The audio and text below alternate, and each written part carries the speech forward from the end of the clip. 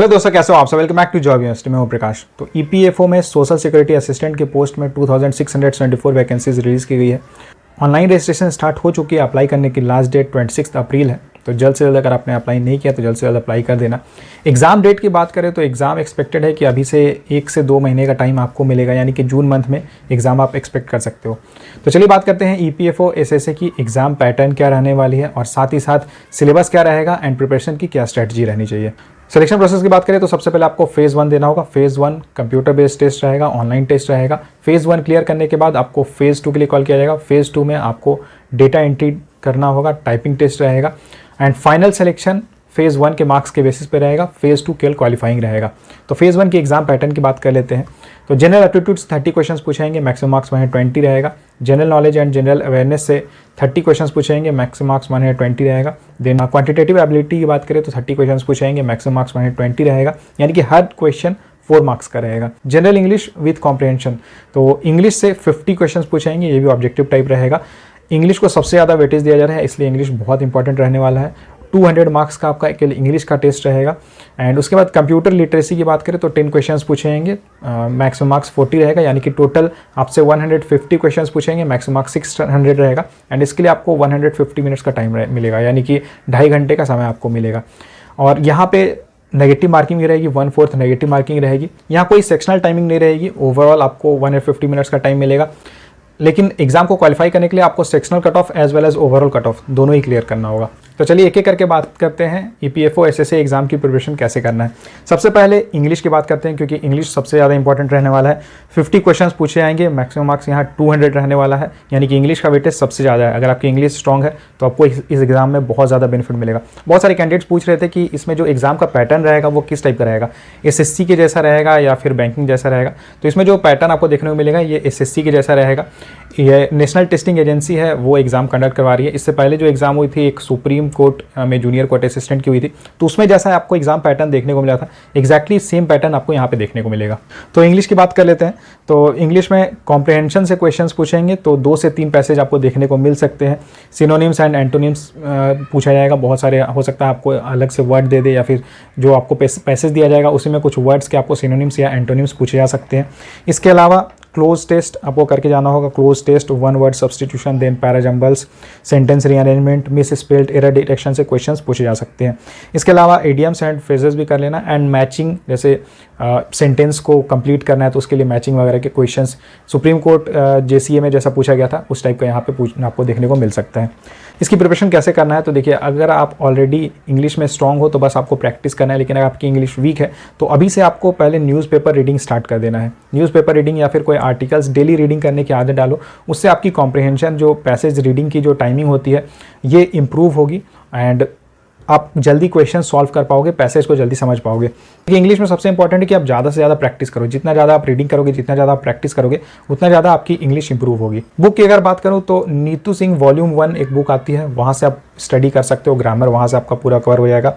इसके अलावा अगर आप कोई वीडियोज़ देखना चाहते हो तो यूट्यूब में निमिषा बंसल मैम है, उनकी वीडियोज़ आप देख सकते हो। देखिए यहाँ ज़्यादा से ज़्यादा आपको प्रैक्टिस करनी है एंड इसके लिए जो प्रीवियस ईयर के क्वेश्चंस अवेलेबल रहते हैं, CGL के, CHSL के, इसके अलावा सुप्रीम कोर्ट JCA की जो एग्ज़ाम हुई थी उसकी जो प्रीवियस ईयर क्वेश्चंस है वहाँ से आप प्रैक्टिस करो, आपको एग्जाम में बहुत ज़्यादा फायदा होगा। नेक्स्ट बात करते हैं जनरल एप्टीट्यूड की। तो जनरल एप्टीट्यूड का मतलब यहाँ हुआ रीजनिंग, क्योंकि ऑलरेडी मैथ उन्होंने अलग से मेंशन किया हुआ है। तो रीजनिंग से क्वेश्चंस पूछेंगे, तो वर्बल एंड नॉन वर्बल दोनों ही टाइप के क्वेश्चंस आपसे पूछे जाएंगे। Seating arrangement, puzzles, calendar, then direction sense से क्वेश्चंस पूछेंगे, स्टेटमेंट कंक्लूजन टाइप के क्वेश्चंस पूछेंगे, then coding, decoding, alpha numeric series, blood relations, इन सब टॉपिक्स को आप अच्छे से कवर करके आना, क्योंकि इनसे मैक्सिमम क्वेश्चंस पूछेंगे। यहाँ पे मैंने मेंशन कर दिया है, आप चाहो तो स्क्रीनशॉट ले सकते हो। प्रिपरेशन कैसे करना है, तो देखिए ऑलरेडी अगर आपने ऑलरेडी प्रिपरेशन कर रहे हो तो बस आपको प्रैक्टिस करनी है। प्रीवियस ईयर के क्वेश्चन जरूर सॉल्व करना, SSC, CGL, SSC, CHSL के प्रीवियस ईयर के क्वेश्चन सॉल्व करना, वहाँ से आपका कवर हो जाएगा। और अगर आपको सारी चीज़ें डिटेल में पढ़नी है तो आप यूट्यूब में जो अलग अलग चैनल्स बने होते हैं, जैसे अड्डा 247 है या ओलिव बोर्ड है, जो स्पेसिफिकली SSC की प्रिपरेशन कराते हैं, उनके वीडियोज़ आप देख सकते हो। General awareness and GK general knowledge की बात करते हैं, तो इससे 30 क्वेश्चंस पूछे जाएंगे एंड यहाँ मैक्सिमम मार्क्स 120 रहने वाला है। GA GK ऑलरेडी बहुत ज़्यादा वास्ट रहता है, लेकिन इसमें भी अगर बात करें, देखिए यहाँ पे एनटीए एग्जाम कंडक्ट करवा रही है, तो इसलिए history, geography, polity, science, economics, ये 5 सेक्शन आपको जरूर करके जाना है। इनसे आपको क्वेश्चंस देखने को मिलेंगे।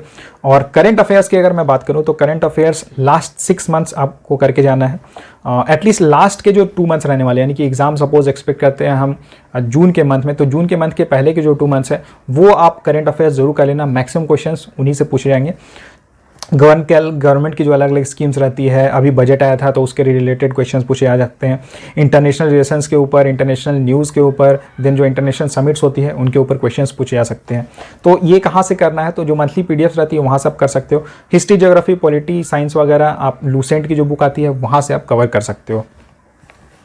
स्टैटिक जीके की बात करें तो ईपीएफओ से रिलेटेड कुछ चीज़ें देख लेना आप। जैसे ईपीएफओ की वेबसाइट पे आप जाओगे तो सारी इन्फॉर्मेशन मिल जाएगी, एक बार वेबसाइट आप देख लेना। इसके अलावा विकीपीडिया से आप देख सकते हो। ईपीएफओ की हिस्ट्री वगैरह आप देख लेना, उससे क्वेश्चंस पूछे जा सकते हैं।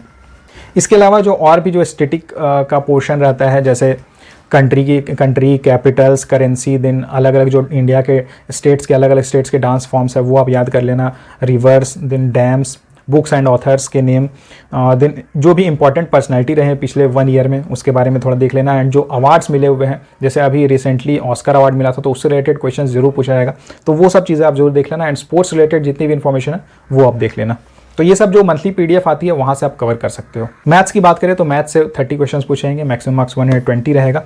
अगर अलग अलग टॉपिक्स की बात करें तो ट्रेन से रिलेटेड क्वेश्चंस पूछेंगे, देन प्रॉफिट लॉस से क्वेश्चंस पूछेंगे, पार्टनरशिप से क्वेश्चंस पूछेंगे, simple interest, compound interest, ratio, then time distance, mixture, percentage, data interpretation आप देख लेना। इजी लेवल के क्वेश्चंस आपको देखने को मिलेंगे।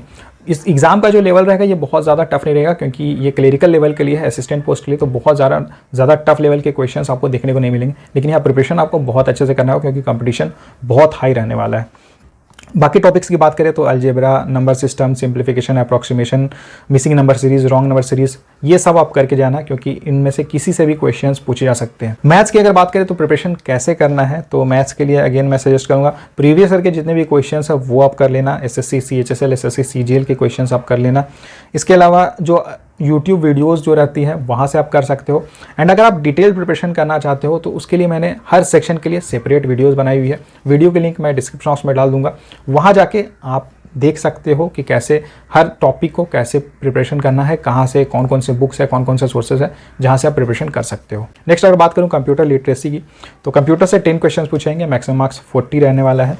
यहाँ पे बेसिक क्वेश्चंस पूछेंगे, कंप्यूटर से रिलेटेड बिल्कुल बेसिक क्वेश्चंस पूछेंगे, जैसे कि जो डिफरेंट शॉर्टकट कीज रहते हैं उसके बारे में आप देख लेना। इंटरनेट रिलेटेड जो अलग अलग टर्म्स हैं वो आप देख लेना। देन बेसिक डेटाबेस से के जो बेसिक क्वेश्चंस रहते हैं, कंप्यूटर की हिस्ट्री हो गई, ये सब आप कहाँ से पढ़ सकते हो, तो प्रीवियस ईयर के जितने भी क्वेश्चंस हैं एसएससी, सीजीएल के या एफसीआई अभी एग्जाम हुई थी उसमें जो कंप्यूटर से रिलेटेड क्वेश्चंस पूछे गए थे, सुप्रीम कोर्ट जेसीए में जो प्रीवियस ईयर के क्वेश्चंस पूछे गए थे वो आप देख लेना। साथ ही साथ जो अलग अलग बैंक के एग्जाम्स रहते हैं, जैसे रीजनल रूरल बैंक्स में जो एग्जाम्स होते हैं उसमें कंप्यूटर रिलेटेड क्वेश्चंस पूछे जाते हैं, तो वो सब आप देख लेना, वहाँ से आपकी सारी चीज़ें कवर हो जाएगी।